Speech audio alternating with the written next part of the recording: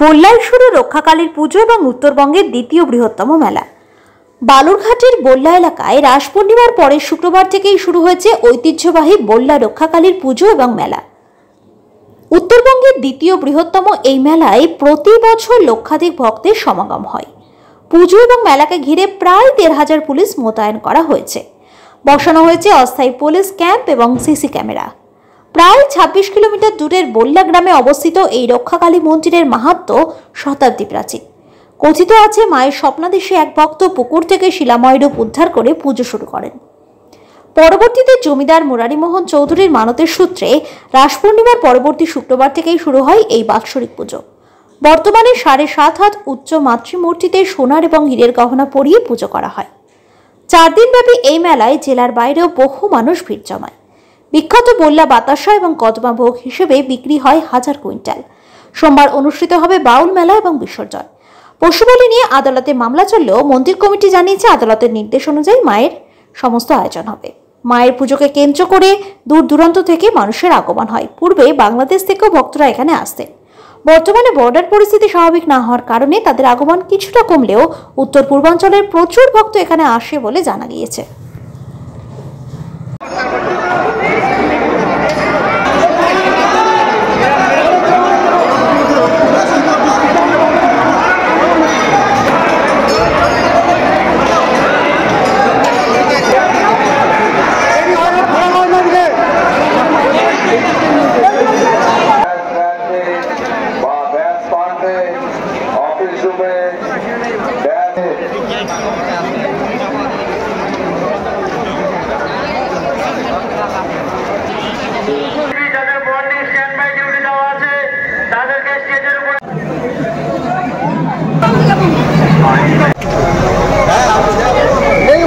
আজকে থেকে আমাদের তো জেলার সব থেকে বড় পূজা আছে, বল্লা পূজা, যের বিশাল মান্যতা, ওটা স্টার্ট হয়েছে।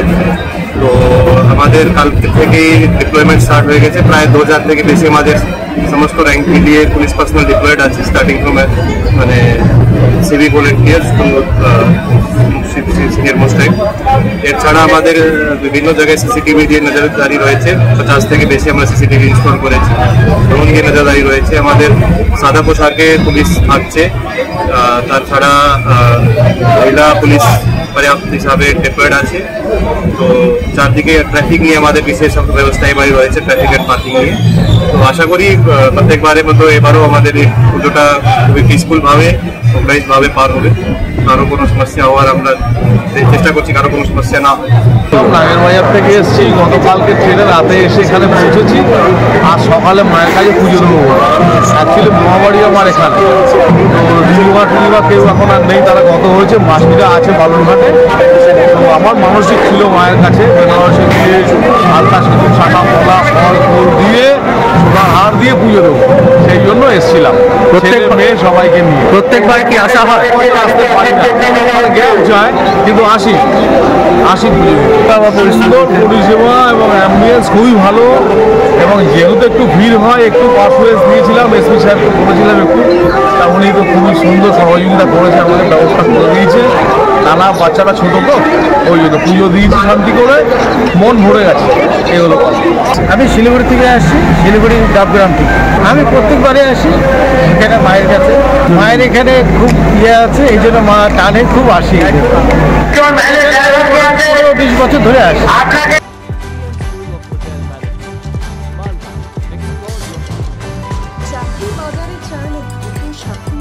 ভরসা রাখুন BM school of hotel management মালদাতে। ইউজিসি অনুমোদিত কোর্স, সাথে 100% job guarantee.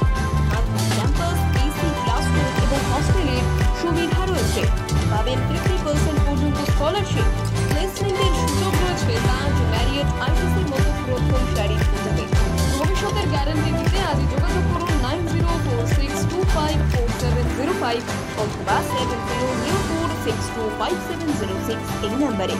BM school of hotel management, আপনার সাফল্যের ঠিকানা।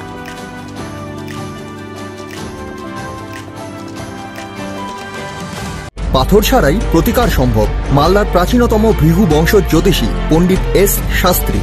দাম্পত্য সমস্যা, বিবাহে বাধা, ব্যবসায় অবনতি, পরীক্ষায় অকৃতকার্যতা, ভাগ্য গণনা, কোষ্ঠী বিচার, ঠিকুচি গোষ্ঠী এবং মৃত্যু ছাড়া সকল সমস্যার সমাধানের জন্য যোগাযোগ করুন জগদম্বা জ্যোতিষ কেন্দ্র, বিবেকানন্দ স্কুলের পাশে, মালদা।